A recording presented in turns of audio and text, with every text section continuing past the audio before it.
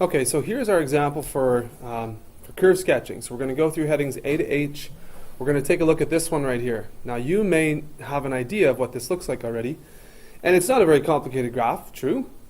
But without graphing it on your graphing calculator, what does it look like and how can we uncover the characteristics of this in order to sketch it very accurately just using basic math and calculus concepts. So the first thing we want to take a look at again is this domain, all right? So are there any restrictions? And of course, it's a rational function, so we have an x in the denominator. So there's going to be some value for x that's a problem. And of course, if we let x plus 1 equal 0, or let's say it cannot equal 0, be even better, we know that x cannot equal negative 1. And so that's the only restriction that we can see there. And so our domain includes every value except for x cannot equal negative 1. Now really you should state the domain positively, which means the domain really should be, I'll let you do it two different ways, kind of one simpler way. But everything from negative infinity all the way up to negative 1 in union with everything from negative 1 to positive infinity. That would be the sort of positive statement of the domain. But I will let you do this. So you can do the domain is x cannot equal negative 1 comma x er. So it's basically all values for x except for negative 1. And both ways state that. Okay? Just flag me down if you have any questions, because I'll probably go through some of these pretty quick. All right, so that's your domain there for A. All right, B, x-intercepts. So if we have y equals 1 over x plus 1 as our function, then we're going to let y equals 0, right, and solve for x.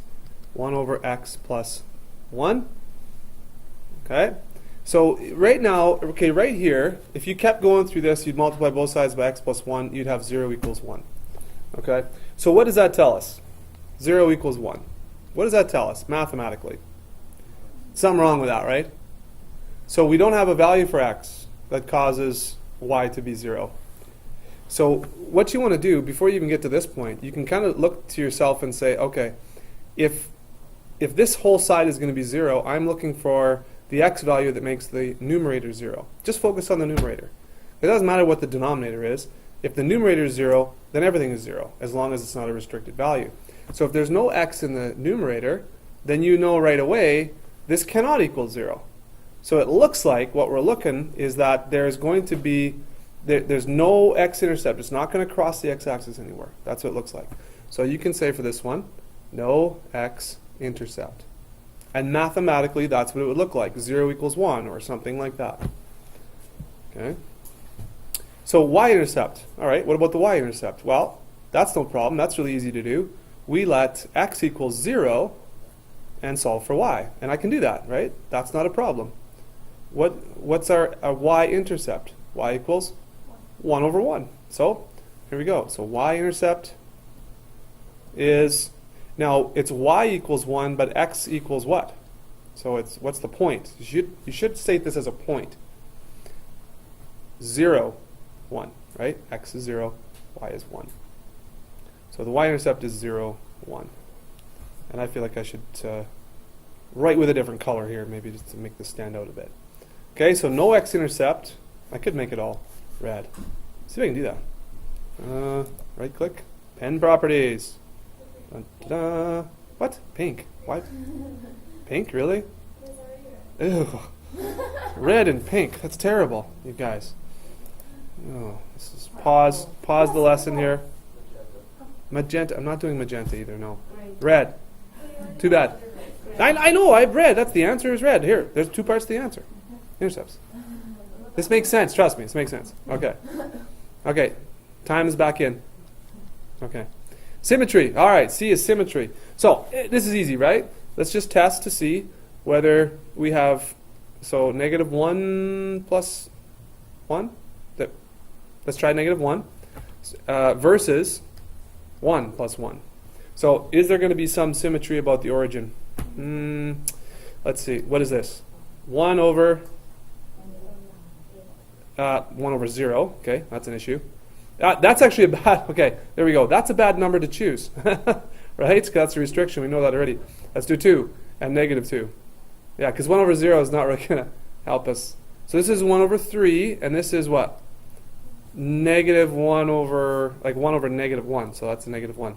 So if we do not have the exact same number with the same or opposite signs, we know that there is what?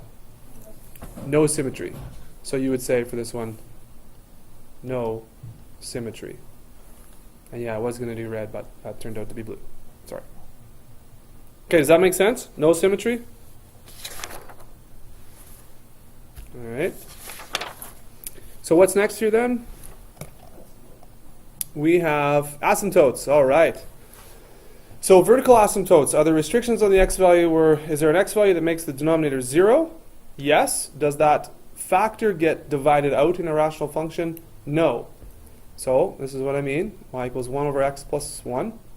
And so we have x equals negative 1 is the equation for the vertical asymptote. Okay? Because, again, this factor does not get divided out. So that would still be a restriction, but it wouldn't be an asymptote. So we have a vertical asymptote at x equals negative 1. And at this point, at any point here, if you want to start a graph, okay, and start graphing some points, graphing some vertical asymptotes, you can do that. You don't have to wait till the very end. But I think I will just for space.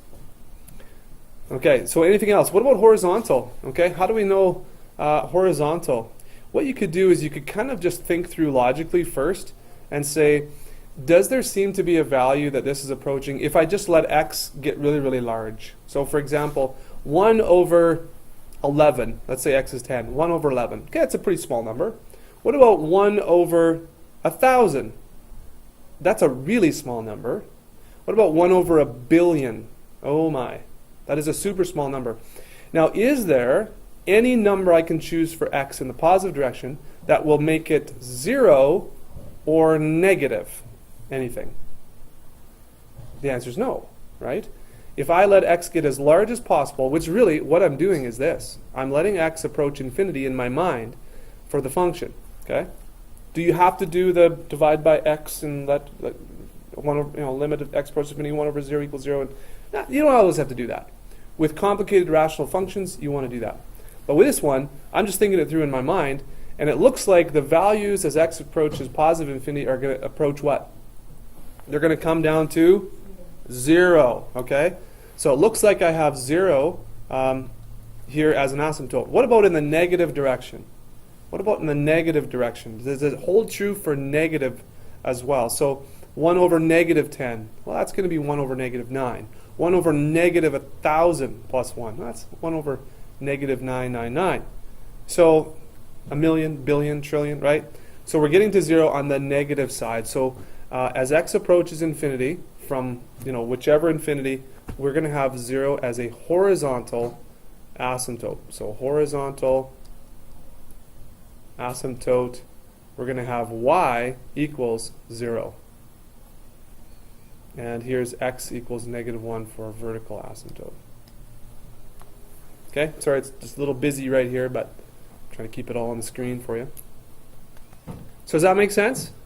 Okay, some of these you can just think through in your brain. If you have something like, x squared plus 2x plus 1 over x cubed minus 5 or something like that, you might, it's a little hard to, a little harder to reason out in your head there, so you might have to actually do what we did a couple sections ago. But that's another lesson. So horizontal, vertical asymptotes. Okay, moving right along. E, increasing, decreasing. Okay, so here's where the first point really where we have to find the derivative, right? And then maybe we'll do some sign analysis on that. So where the derivative is greater than 0, that's positive. That means the function is increasing. Where it's less than 0, it's decreasing.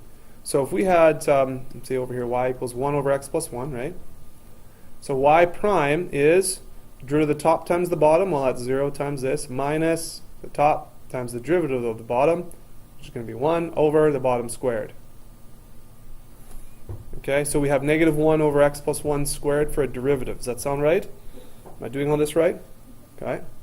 So what do we have for factors then? Well, we just have x plus 1 as a factor. And we have a positive 1, sorry, negative 1? Negative 1 up top. So negative 1, you could put that on your sign analysis if you want. It's just negative everywhere and never 0. You could also put x plus 1 squared right on there too. You could separate them, x plus 1, but you don't really have to. This is going to be 0 at negative 1. Okay, it's going to be 0 there. And because it's squared, everywhere else it's going to be what? Positive. Right? Negative 10 plus 1 is negative 9. Squared, 81. Positive 11 plus 1 is positive 12. Squared, 144. They're all positive. So this is kind of what sign analysis looks like. I would encourage you to remember that we have a little division sign here, right? So we're actually dividing by 0. So when you take a look at your first derivative, right, down here, this is going to be negative, negative, negative. This is not 0 right here. It's going to be infinity divided by 0, right? So that is interesting right there. Isn't that interesting? Okay. So we are decreasing everywhere except for x equals negative 1. So where are we increasing? Nowhere. Okay, empty set. Where is it decreasing? Technically from negative infinity to negative 1, as well as from negative 1 to infinity. Please don't say negative infinity to positive infinity. Okay, it's a little sticky, I know, but it's not actually decreasing right at negative 1. So shouldn't really include negative 1. You should go right up to negative 1 and then pick it up right after negative 1. Okay, because remember we're just looking for the intervals that have the negative sign. Even a 0, if this was a 0 even, you really should do this as well. Although 0 you can get away with having it continue through. Okay, does that look good? Does everybody like that? We good with that? Okay, positive, negative, increasing, decreasing. Okay, so what about the next one? F. Local max or min. Well, local max or min. First derivative test tells us that we do sign analysis on the first derivative, and where the slopes of the tangent lines change from, say, negative through 0 to positive, that's going to be a local min, right? Or where they change from positive to 0 to negative, that's a local max. If we look at the sign analysis here for the derivative, it doesn't change anywhere, right? It's always negative. So what can be said about local max or mins here? It appears that there's no max or min. Yeah, ever, anywhere. Okay? It appears that there's no max or min anywhere. So do we have any critical numbers? Well, let's take a look over here, right? Critical numbers. 0 equals negative 1 times x, divided by x plus 1 squared. Where would this equal 0? Well, I don't know if I mentioned it in this video or not, in this lesson or not, but what you're focusing on is the numerator, right? That's the big deal. Forget about this. Doesn't matter what this is. Where is the numerator? Which x value causes this numerator to equal 0? There ain't none. Okay? So that means we have no critical numbers. Except for maybe down here. Because technically a critical number is where the derivative is 0 or undefined. So we do actually have a critical number of negative 1. So we have a critical number of negative 1, but at negative 1, okay, it's undefined, and negative 1 is actually not part of our original domain, so it is not going to yield us a max or min or anything. So you could do the second derivative here and plug negative 1 in.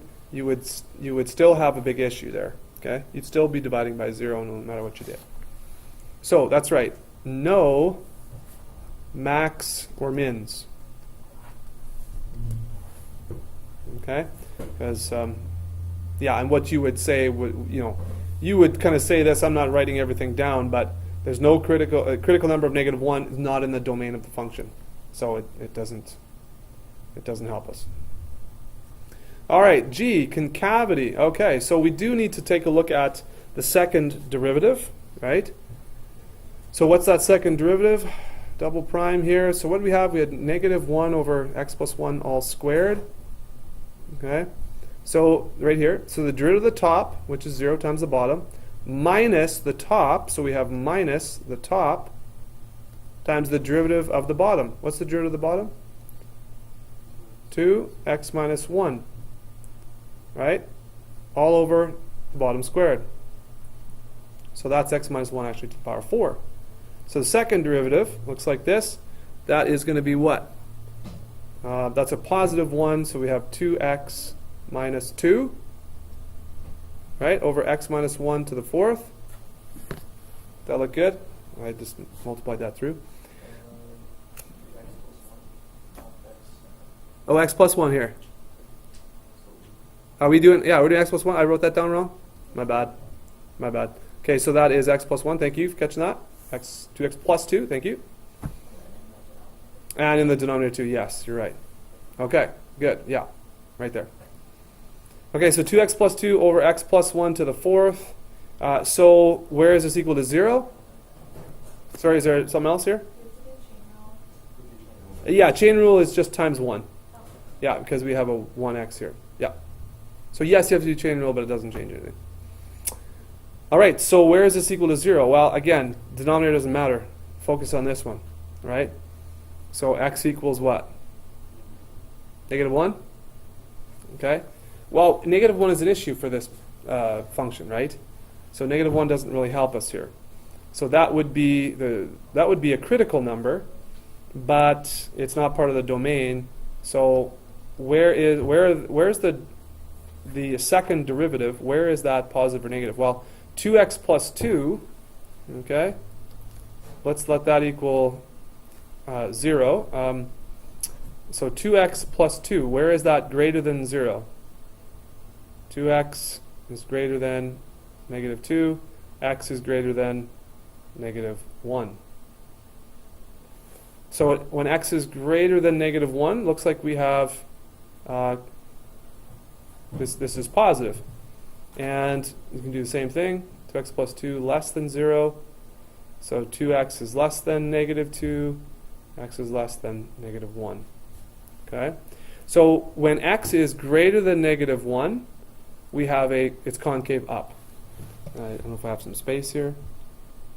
Okay, so concave up, okay, when x is greater than negative 1. Because this denominator is always positive, right? It's power of 4, so you don't have to worry about that. So you're just focusing on the numerator. And concave down when x is less than negative 1. All right. And we don't have any points of inflection. Okay, so no points where the graph is continuous or the concavity changes. All right. So we need to put all this together to sketch the graph. Okay? So we'll do that, and I'll just make some space here so we can do that. So I'm going to get you guys to help me out with all of the sections. So here's my graph. Let's see if I can start something here. All right. So domain. What's a restricted part of the domain there? Is that x equals what? Negative 1. And what did we decide was at negative 1? A gap or it's a vertical asymptote. Okay. Okay. So do we have? Okay. What's next? Intercepts. X-intercepts. None. Y-intercept. Positive 1. Awesome. Okay, that point's on the graph. Cool. Okay, what's next? What was next there on our list? Asymptotes? Symmetry. Oh yeah. Any symmetry? No symmetry. Good. Next was asymptotes. So vertical, got that. Horizontal? 0. Okay, so let's put a little dotted line through the x-axis there. Okay, that's going to be an asymptote. Okay, so check this out. We have a y-intercept up here. We have sort of a boundary here, vertical, and a horizontal sort of boundary here. So kind of already know what the graph's going to look like here, right? It's going to kind of come like this, looks like. Not going to cross. It's going to come like this. Okay, let's keep going, though. So what's next? Increasing, decreasing. What did we say? It's decreasing where? It's decreasing everywhere other than negative 1. Okay, so decreasing. So the graph is obviously not going to be crossing this barrier here, right? So we're not, and it's not crossing this barrier, so it's not going to look like this. But it's decreasing everywhere. Okay, so let's go on the right side of negative 1. It appears that we've got something that looks like this, right? Decreasing, and it's kind of like snuggling up to this horizontal asymptote and to this vertical asymptote. That's decreasing everywhere. It's not going to come up anywhere. So what does decreasing look like over here? Well, asymptote behavior, snuggle up, asymptote behavior, snuggle up. That's decreasing everywhere. So right now you can kind of tell that this graph's going to start to look like this, but let's make sure that the rest of the points confirm that. So after increasing, decreasing, local max or min, what did we find there? None. Local max or min, none. Okay, that fits with what we've got so far. Concavity. What's concavity? It was concave, right above here. Concave up, greater than -1. Oh, does this look like it's part of a concave up? It sure does. Concave down on the other side of -1. Does that look like it's part of concave down? Absolutely. So that's it right there. We've got everything this is a fairly simple one. No x-intercepts, no points of inflection. For G, though, for G, concavity, you also need the points of inflection too. So don't forget that if you do find an x value that corresponds to a point of inflection, you do have to find the y value to actually plot the point. Because it matters, if we had a point of inflection right here, it matters where the point is. Is it way up here? Is it down here? Negative, right? So you do have to find the actual y value there. Okay, so that's an example there of, again, y equals 1 over x plus 1 right here. Okay, from 5.5. Any questions? Awesome.